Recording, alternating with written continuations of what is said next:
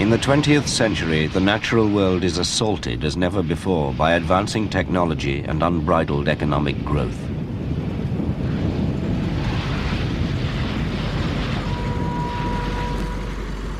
But ordinary people also suffer from damage to the environment and demand change.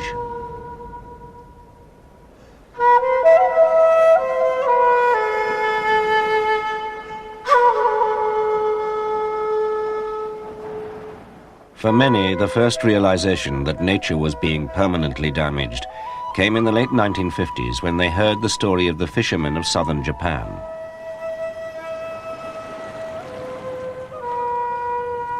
During the years when Japan was modernizing around them, the fishermen of Minamata Bay still earned their living from the sea, as they had for hundreds of years. They sold octopus and squid, sea bream and yellowtail, and ate fresh fish as the staple of their own diet.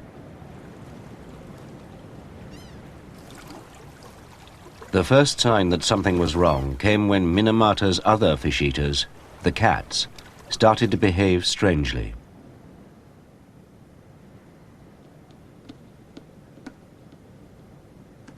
They staggered, then died. Soon it was clear that people were suffering as well. Tsuginori Hamamoto had fished with his father since childhood. Then he began to feel the symptoms. One morning I was carrying my fishing gear when I began to feel terribly strange. I stumbled and fell, dropping my baskets. What on earth's the matter, I thought. Then I realized I was paralyzed. My body was trembling and numb. A growing number started to lose control of their limbs.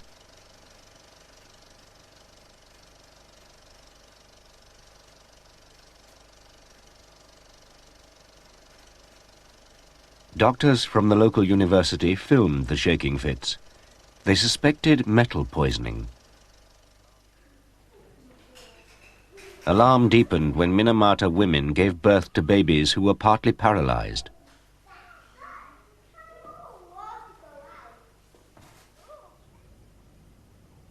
Tomiji Matsuda was one of them, born brain-damaged and blind.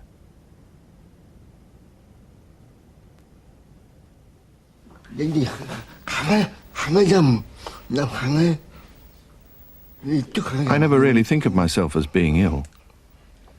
I take life one day at a time. If I get through a day, that's good enough for me.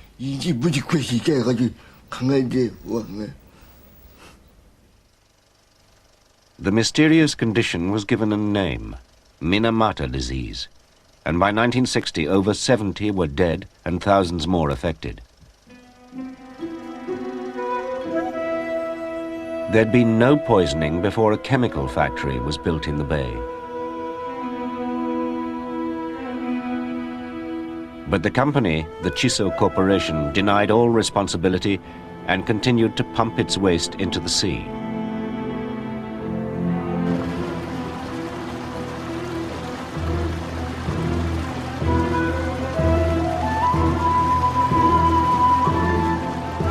In fact, the effluent contained mercury, and over the years, tons of highly poisonous mercury fell as sediment to the seabed. The yellowtail, sea bream, and squid took it into their system, and people who ate the local fish were being poisoned. The Chiso Corporation's own tests showed that mercury was the cause, but the management covered up the results. Working in the company laboratory was Yoshihiro Yamashita. Basically, the management didn't care at all about effluent or about mucking up the surroundings. We workers didn't give a damn either. If anyone did speak out, they were simply ignored. Chiso continued to spew mercury for 10 more years, even though government scientists confirmed the connection.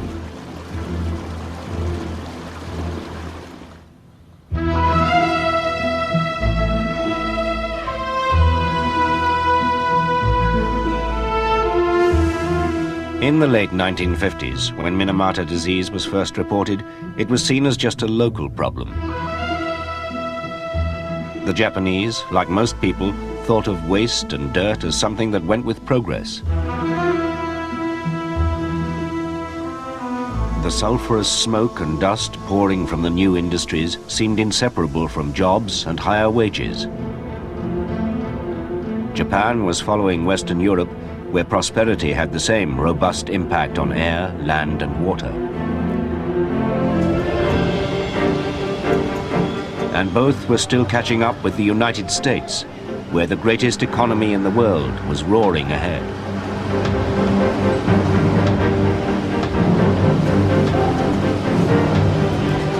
In those days, the plant manager didn't give a damn about the city. It was damn the torpedoes, full smelt ahead, and that's exactly what happened.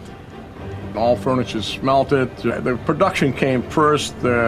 Any complaints came second.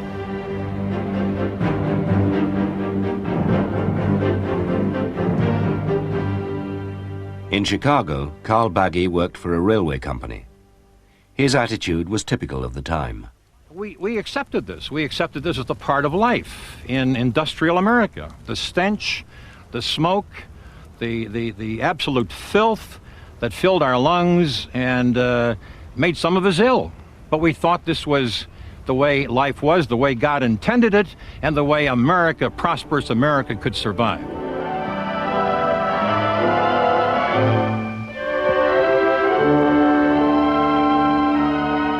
Working people could afford new consumer goods with the higher pay they earned.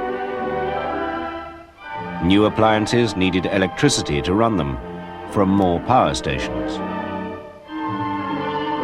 New cars were rolling out of the factories using more oil, which had to be shipped round the world.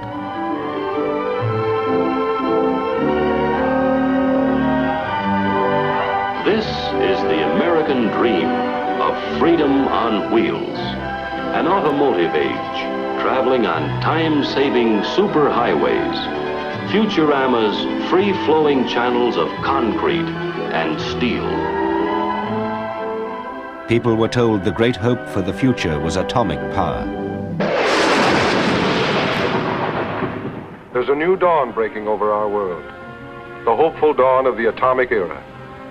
What benefits it will bring, what blessings it will bestow, we can only guess. This much is sure. The same forces, the same laws, the same hopes that brought us to this threshold are still at work. With faith in ourselves and the destiny that guides us, we can move forward to new and even greater achievements in the atomic era. This is the hope that awaits us in this new dawn's early light.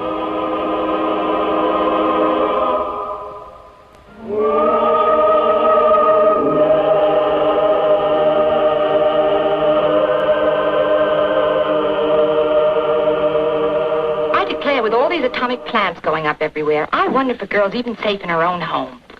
I just hope they know what they're doing. Who's lead?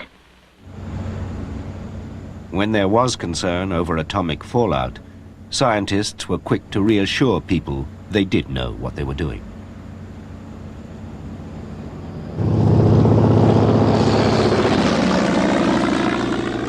In the countryside, the chemists took the lead. Their new sprays seemed an answer to farmers' prayers. Grasshopper Control Leader, Wyoming. Be on guard for possible outbreak. Warning, State Grasshopper Control Leader, Nevada. Tremendous egg population, your state. Montana. Be on guard. Possible grasshopper outbreak. Texas, Arizona. Utah. Airplanes chartered by ranchers, states, and the federal government baited millions of acres of rangeland in the most heavily infested areas, spraying insecticides that spelled death to the invaders. DDT and other pesticides were cheap and effective. By destroying insects, they increased yields and improved appearance. But the trust in scientific progress was about to be challenged. The catalyst was a book.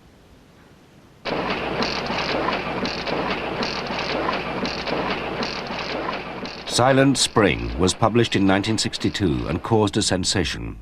For its author, Rachel Carson, argued that the much vaunted pesticides were doing irreparable damage. I think added together, they mean that unless we do bring these chemicals under better control, we are certainly headed for disaster. A trained biologist, Carson challenged all the assumptions of progress. Chemicals are the sinister and little recognized partners of radiation in changing the very nature of the world, the very nature of its life. These sprays, dusts, and aerosols are now applied almost universally to farms, gardens, forests, and homes. Non-selective chemicals that have the power to kill every insect, the good and the bad, to coat the leaves with a deadly film, and to linger on in soil. Can anyone believe it is possible to lay down such a barrage of poisons on the surface of the earth without making it unfit for all life? The major claims in Miss Rachel Carson's book, Silent Spring, are gross distortions of the actual facts, completely unsupported by scientific experimental evidence and general practical experience in the field. The real threat, then, to the survival of man is not chemical, but biological, in the shape of hordes of insects that can denude our forests, ravage our food supply, and leave in their wake a train of destitution and hunger. If man were to faithfully follow the teachings of Miss Carson, we would return to the Dark Ages, and the insects and diseases and vermin would once again inherit the earth. Despite the attacks on her from experts, Carson's warnings shook public confidence. She started a debate about the impact of man on nature which politicians could not ignore. There appears to be growing concern among scientists as to the possibility of dangerous long-range side effects from the widespread use of DDT and other pesticides. Have you considered asking the Department of Agriculture to take a closer look at this? Yes, and I know that they already are. I think particularly, of course, since Miss Carson's book, but they are examining the matter. The worry came just as the world had grown increasingly reliant on petrochemicals.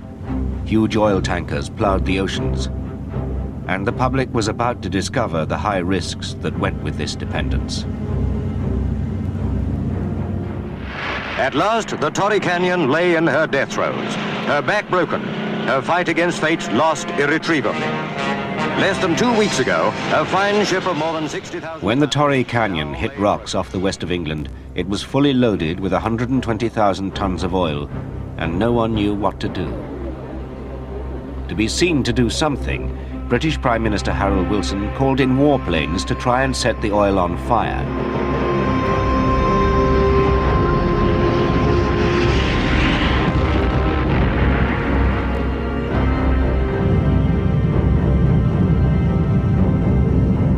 As we crossed the Scottish border, looking up ahead of us, we could see a large black cloud going up to at least 30,000 feet. And as we got closer, we actually realized that this cloud was the smoke from the burning Torrey Canyon. We were circling the tanker at about 5,000 feet and then would go down into a dive for a dive bombing attack. As soon as you had released the bombs, you pulled away very steeply, and I can clearly see in my mind today the sight of my bombs hitting the tanker, the side of the tanker opening out and the deck peeling back, and then a huge gout of smoke and very red flame leaping out probably 1,000 feet into the air. The bombing was spectacular, but didn't stop the oil. Most of the Torrey Canyon's cargo had already escaped. When the thick oil slopped ashore, the authorities were ill-prepared. Television showed scenes that would become all too familiar in the years ahead.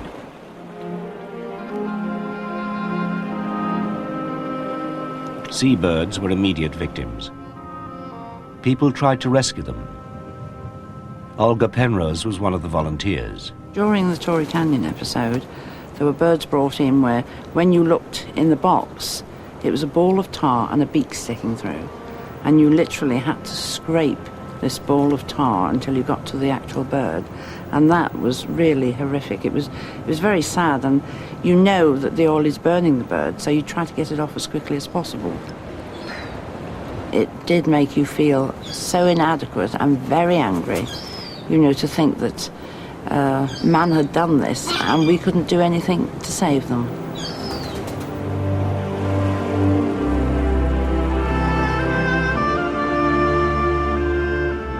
The fate of pelicans on an island off California showed there were threats less visible than oil slicks, but more sinister. It was just as Rachel Carson had predicted. Though the Pelican's island was uninhabited and no pesticide had ever been sprayed there, the birds had ceased breeding. An expedition went to discover what was wrong. One of the scientists was Lloyd Kiff. Knowing DDT could cause birds to lay eggs with thin shells, he suspected that traces of pesticide washed out to sea from coastal rivers might be to blame. This was an extremely formative experience in my life and in the lives of everyone who went out there during this period.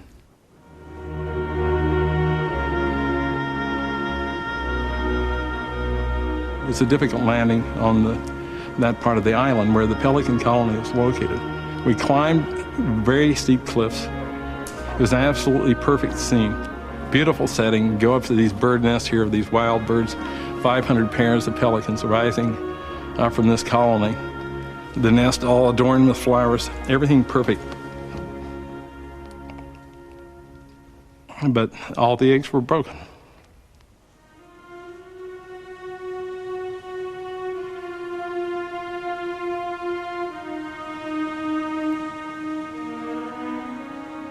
And in that whole season, where there were over 1,200 nesting attempts by pelicans, and they produced only 2 young.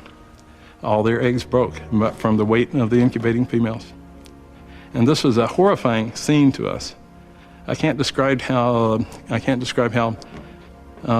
moved we were by this, that something so insidious could be changing the world like this.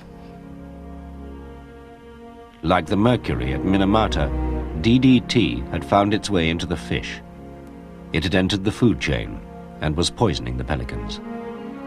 By now it was clear that few of these new problems were just local. Houston, Apollo 8, your 8. Apollo 8, loud, clear, and standing by.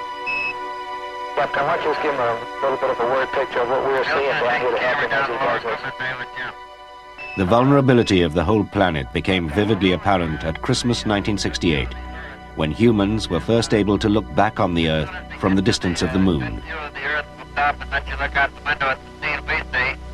Jump off down in the lower equipment bay preparing launch. And holding a camera here. We, of course, realized what we were doing and what our situation was.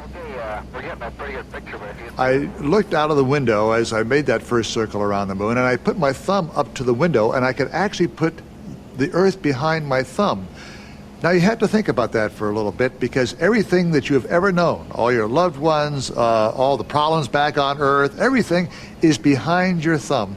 And it sort of gave you a feeling of just how insignificant we are on the Earth as compared to the rest of the universe. And from the crew of Apollo 8, we close with good night, good luck, a Merry Christmas, and God bless all of you on the good Earth. The pictures from space were seen by hundreds of millions. Among them was a student and future environmental lawyer, Dick Ayres. I think all of us came of age during the period of the first space missions. And so we were the first kids to see pictures of our planet taken by another human being. And I think that affected everyone. It made us feel how small the planet was. And then we began to read things like the Cuyahoga River in Ohio had caught fire. And we realized that we weren't taking very good care of this planet. The sense of anger grew fastest in the United States, and it was there that people first took to the streets.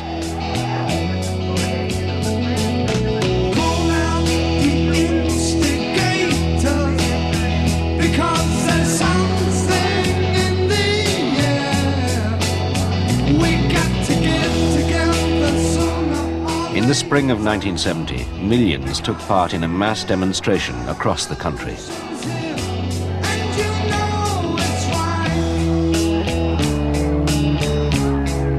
In New York, pedestrians reclaimed Fifth Avenue. Earth Day was the most massive outpouring of human beings that had ever surrounded any issue up to that time. We had 20 million Americans drawn from all walks of life, turning out in these huge events in every major city and most little minor hamlets across the country to protest the direction that the world seemed to be headed. The President of the United States. The grassroots feeling persuaded President Nixon to announce extensive new powers to clean up America. It is time for all of us to concern ourselves with the way real people live in real life. The great question of the 70s is, shall we surrender to our surroundings, or shall we make our peace with nature and begin to make reparations for the damage we have done to our air, to our land, and to our water?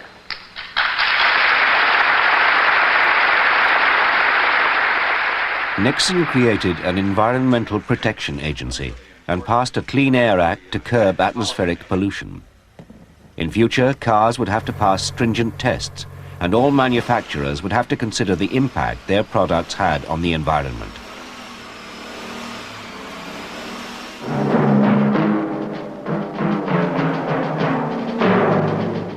The mass media carried a new sort of advertising message.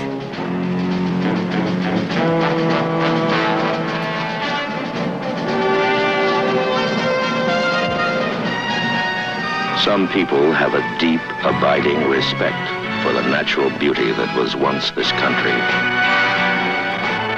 And some people don't. People start pollution. People can stop it. The new consciousness, which had started in the United States, spread out around the world. 2 days ago, a man whose controversial predictions of a forthcoming global catastrophe have made him an international figure arrived at London's Heathrow Airport. He is Paul Ehrlich, professor of biology at Stanford University, California, and the chief spokesman for the so-called ecological movement. Have any reason to revise your rather gloomy prognostications as to our future of late? I think they're probably a little worse than when I was here last because very little has happened in the intervening time to make them better. Just how realistic is your projected theory of the eco-catastrophe? Well, I think that it's getting more realistic all the time. The signs are getting worse, but I still have considerable hope because although governments are very slow, people all over the world are awakening very rapidly to what the real danger is.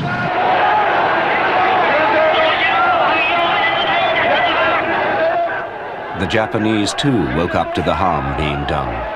The Minamata victims could pursue their case more aggressively.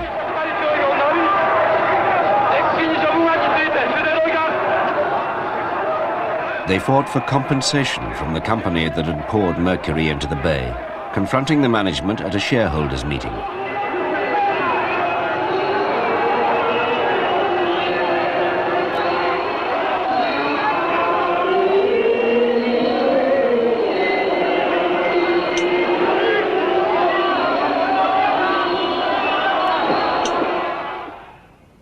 Suginori Hamamoto, the fisherman who had been one of the first to be poisoned, now led a group of victims trying to win compensation. He was still partly paralyzed.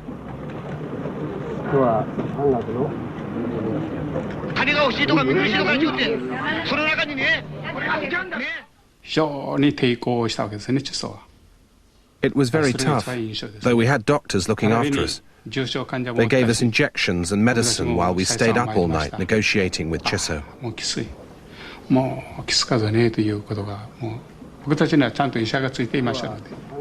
We were exhausted and felt absolutely disgusted with Chiso's uncompromising attitude. なんといってもチュソの支部ということには抵抗しました。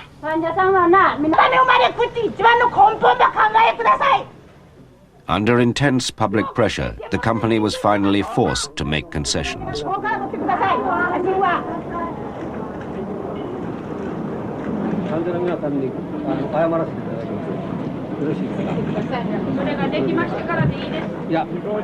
The Chiso president performed a traditional intense apology, a dogeza, bowing until his head touched the floor.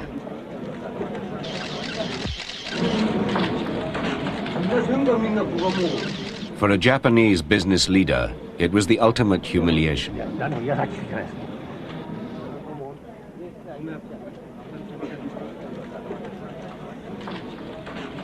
The lonely fight of the Minamata fishermen had by now grown into something much wider.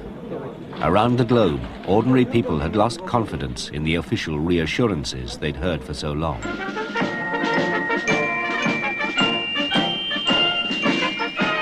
Recognizing a new feeling, the United Nations called the first International Conference on the Environment in 1972 in Stockholm. Inside the hall, 100 countries debated the damage that was being done. A group came from Minamata to show the price they'd already paid.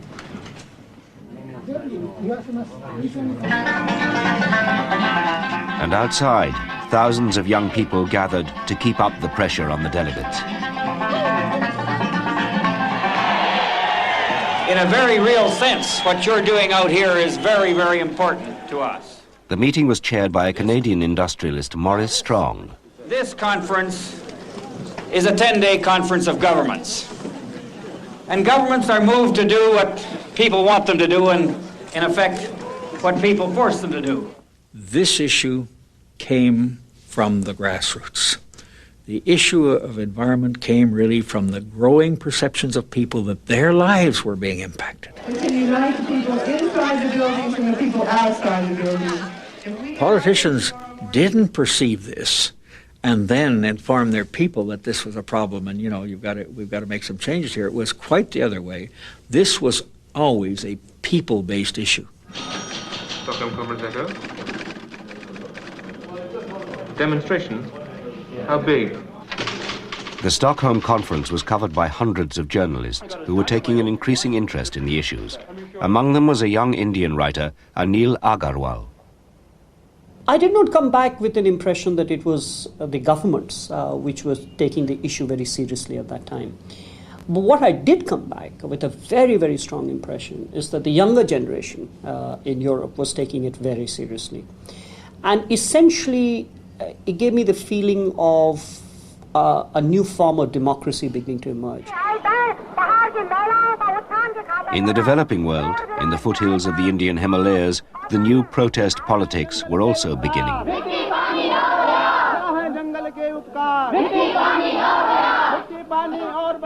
In one area, villagers, angry at the way their land was being damaged, confronted officials.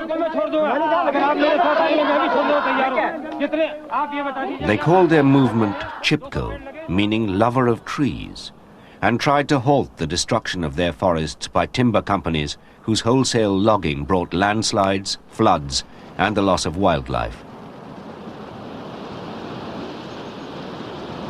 The Chipko movement legitimized the environmental concern in this country in a very big way. Because until the Chipko movement, everybody saw it as a Western fad. I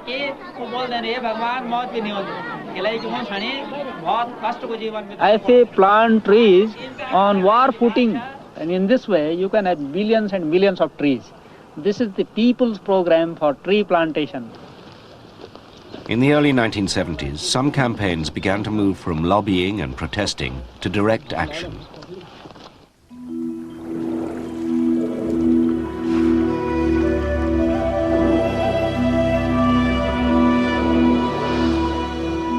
The case that caught the popular imagination was the whale.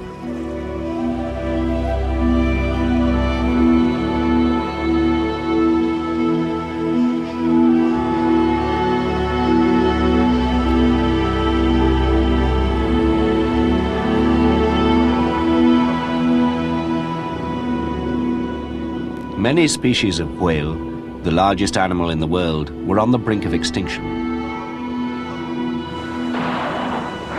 Earlier in the century, factory ships from Japan, Norway and Russia had caught up to 100,000 blue whales a year. In 1970, they managed to kill just 23.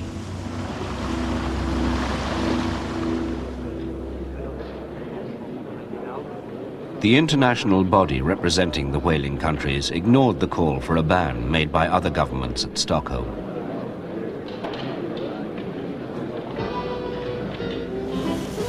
So a newly formed group set out to confront the whalers. All the Greenpeace is a-sailing, they're crazy as hell. They'd be riding a big ocean in a hollowed out shell. They'll probably get seasick or they'll probably go blind. They're probably on drugs or at least out of their minds. Now what is a whale but a big hunk of flesh? Let's poke 'em and stab 'em and steal his breath. Let's shoot 'em, let's waste 'em, let's blood up the sea, till there's none of them left in the whole world to see. Okay, all hands on deck! 1, 2, 3, 4, 5 over there. There's 1 by the Vostok and there's 3 over here. There's 9 chases altogether. So we're taking a... Robert Hunter led the first Greenpeace expedition to track down Russian whaling ships in the Pacific. Who's going to be in what zodiacs? There's a moderate chop. So we just got between the harpoon and the whales, and the simple plan was to use ourselves as a shield so that the guy couldn't get a clear shot at the whales without a risk of hitting us. And these were 250-pound explosive harpoons with a steel cable, so by them shooting anywhere in our vicinity, we were obviously at risk. Greenpeace's only weapon was the film camera. Hunter's boat got as close as possible to the fleeing whales. When a harpoon shot just over his head and exploded in a whale, he knew Greenpeace had the pictures it needed. My idea was that if you took an image and you passed it through the media into the mass mind, you could essentially blow the mass mind with new images that would create whole new ways of looking at the world. And the image of small whales up against giant whaling machines was a mind bomb. Why should we kill them if they're just... It's just like killing us, just like the whales killing us. But they're just nice creatures, they're nice. They wouldn't harm anyone, really. They're just to live. Though Greenpeace and Friends of the Earth succeeded in involving people in the plight of exotic creatures in remote parts of the world, other threats were closer to home.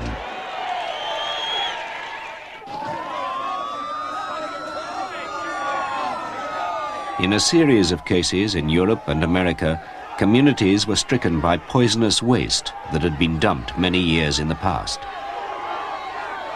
Upper New York State was the scene of an epic struggle to get the authorities to act. Are you going to monitor those people and watch those babies die? Are you?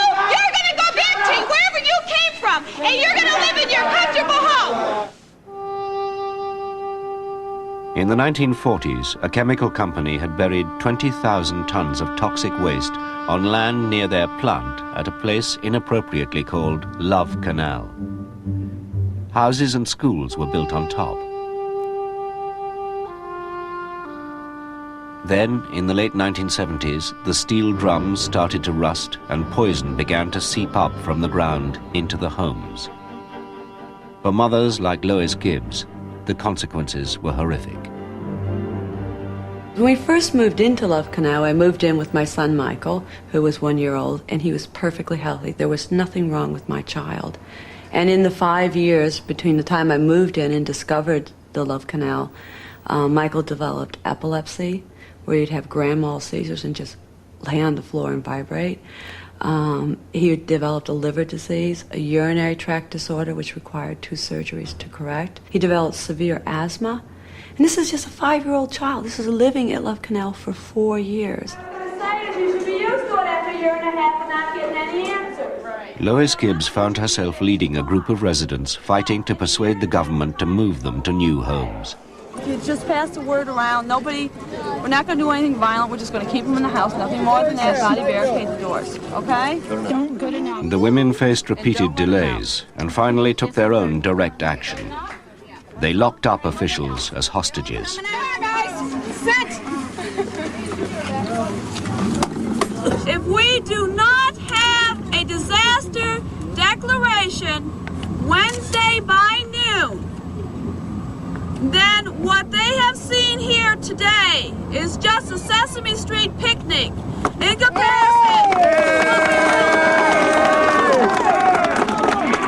Wednesday at noon, I was sitting by the phone praying. And I'm not a big religious person, but I was praying they would call.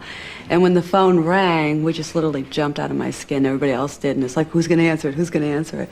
And we picked it up, and it was the White House. And the White House was calling to tell us that all residents at Love Canal could be evacuated. On Love Canal, Mr. President, what can I say? New York loves you today. When President Carter met Lois Gibbs, popular environmental movements achieved a new status. In the late 1970s, grassroots campaigns were securing results all over the Western world. In Germany, the Green Movement attracted so much support that it soon entered mainstream politics. And the legislation passed in Europe, Japan, and the United States was having a visible effect. Industry began to boast. The boilers of ICI's Billingham Power Station, which once used 3,000 tons of coal a day, now burn clean, pollution-free natural gas. Smoke, sulfur dioxide, grit, and dust have all been eliminated. From Gary, Indiana, that the United States Steel plant there has agreed to take some very expensive steps to cut off nearly all of the pollutants it has been dumping into the southern end of Lake Michigan for years. Though some businessmen trumpeted their achievements, others began to feel things had been carried too far. Well, from my standpoint, my personal standpoint, then it was a total disaster. I mean, as a guy fighting for the coal industry, it was a total unmitigated disaster because all of the people that had been lobbying for environmental organizations were now in positions of power. They were the people I had to make my pleas to on behalf of coal. It was awful. I didn't want to get up to go to work in the morning. These guys were extreme environmental extremists. There was no balance at all. 2, 1, push it! The cleanup affected jobs. At Tacoma, in the northwest United States, a copper smelting plant was closed following fears that it was releasing arsenic into the atmosphere. There was little cheering for the environmental cause from the hundreds deprived of their livelihood. Workers like Chuck Donahue. It all comes down to the bottom line of environmentalists and protection agencies and so forth.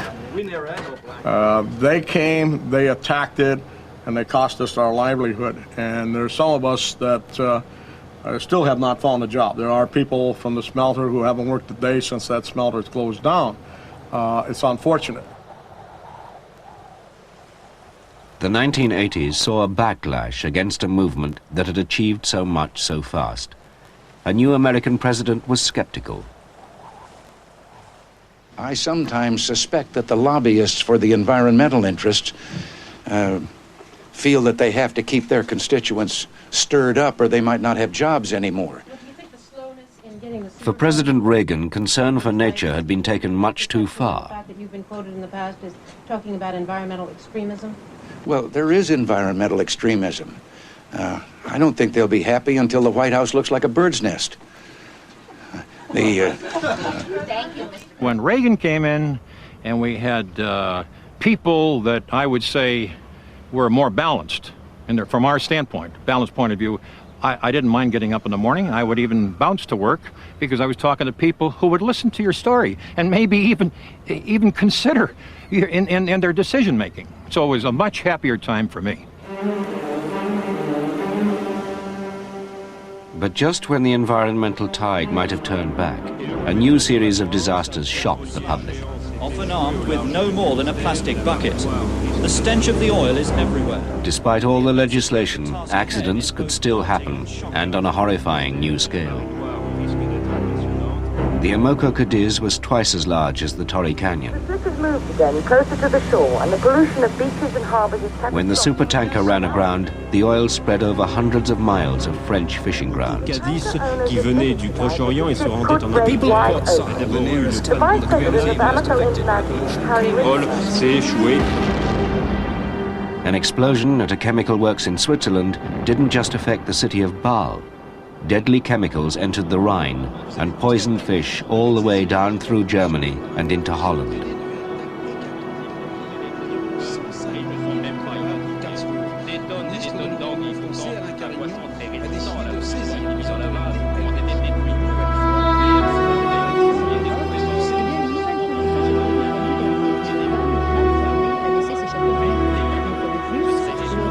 Their reassurances were given short shrift.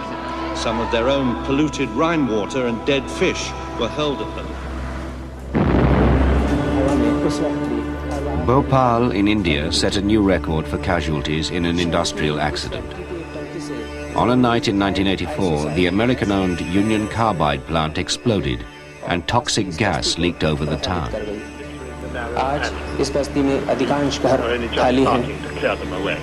The question which must now be asked is, why was this factory allowed to be sited in such a crowded urban slum area?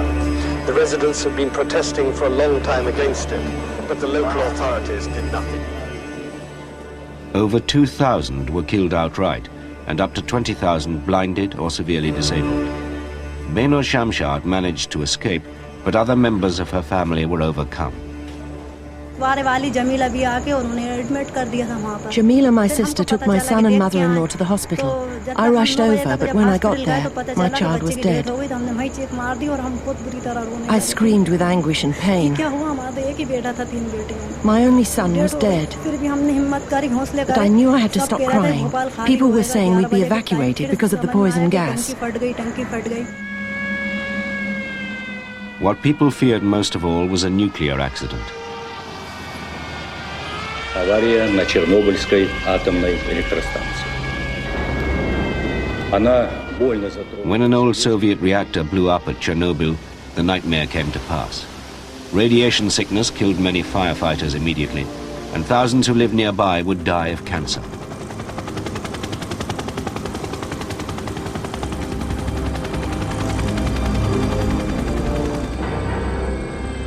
But the damage went far beyond the Ukraine. The fallout was carried over much of Europe, affecting people and animals from Italy to Wales. For years afterwards, sheep were too radioactive to eat.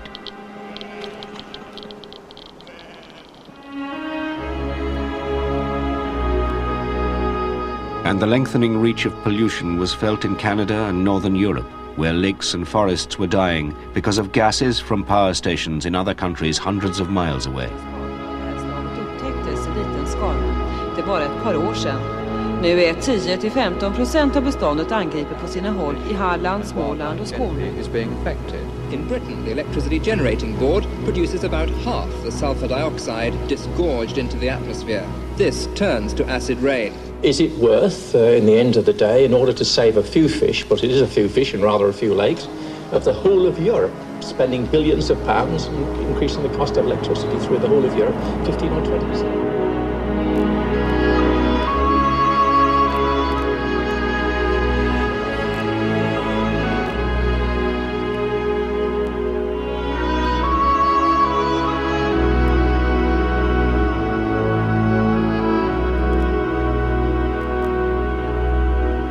When I first started working on this issue, most people saw pollution as a local issue.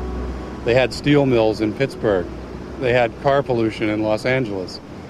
Within the next 10 years, we began to understand it was continental in proportions. Acid rain covered half the continent of North America and covered much of Europe. Within another 5 years, we realized the problem was indeed global, that there were threats to the viability of the atmosphere itself. Discovery of the harm being done to the atmosphere high overhead finally confirmed the global scale of the danger. Scientists in California found that man-made chemicals in widespread use and previously thought entirely safe could devastate the upper atmosphere. You're proceeding along with essentially an innocent problem, and then the chain reaction comes up.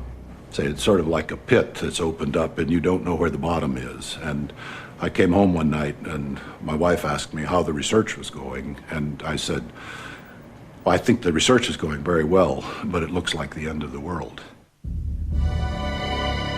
Evidence collected by satellites verified that the theory was becoming fact. In 1985, a gaping hole appeared in the protective ozone layer above Antarctica. If the hole got bigger, it would kill sea life, damage crops, and cause skin cancer. Another alarming change was detected at the same time. Carbon dioxide levels were rising remorselessly, threatening global warming that could send the world's weather haywire. One factor was the burning of tropical rainforests to clear land. In Brazil, 10,000 acres, home of countless species of wildlife, were destroyed every day.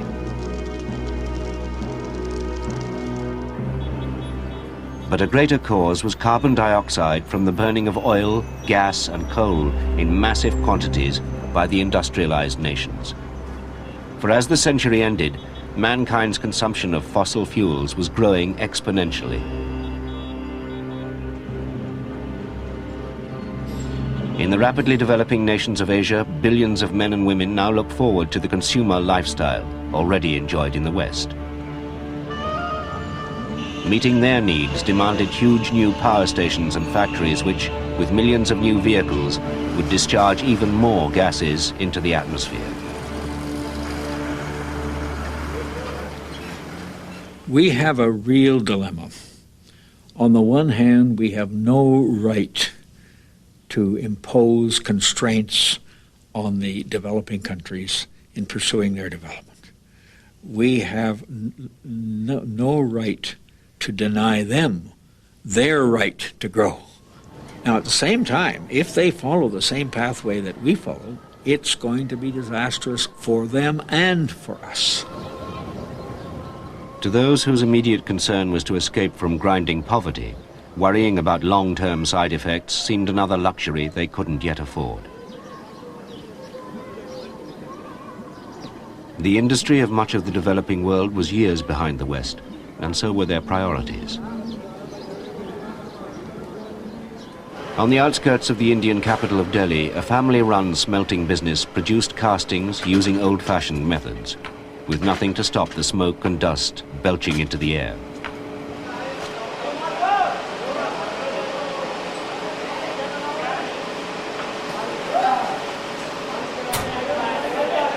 देखिए यहाँ करीब 50 लोग काम करते हैं और उनके पीछे About 50 men work in this foundry. Altogether, they support probably 400 people, all their relations in the surrounding area of Uttar Pradesh. Uttar Pradesh के हैं और उनका यहीं से ही उनका रोजगार है उनकी जो The livelihood of these families depends on us. तो उसकी पूर्ति के लिए यहाँ लगाई गई हैं इन फैक्ट्रियों से जो सामान I'm sorry if our pollution harms the environment, but you must realize we have to meet our basic needs. तो बेसिक नीड्स हैं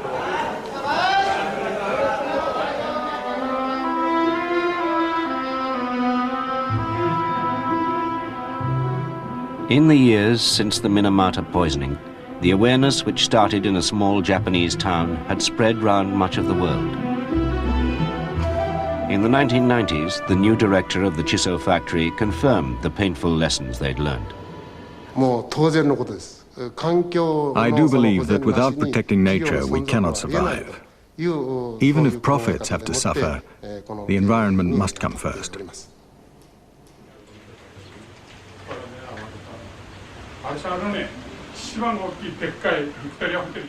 School children from all over Japan were now taken to Minamata to hear the story firsthand from those whose lives were caught up in it. 12月なんでもういっぱい会社はものすごい景気が動くわけ。景気がなければ今度は逆にね、よそからこっちは今日どこから来たの今日。筑紫から来たの。Minamata Bay was like a mother to us. Now the chemicals have killed her. So how can we, her children, survive? Tomiji Matsuda, the boy who was born brain damaged and blind, had grown up cared for by his family. He'd never been able to work, but had followed events on the radio.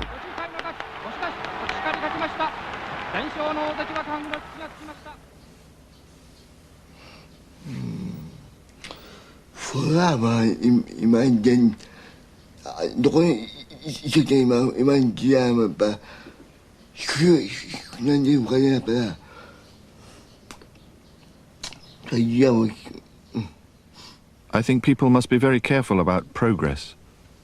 It doesn't just bring benefits. It brings danger as well.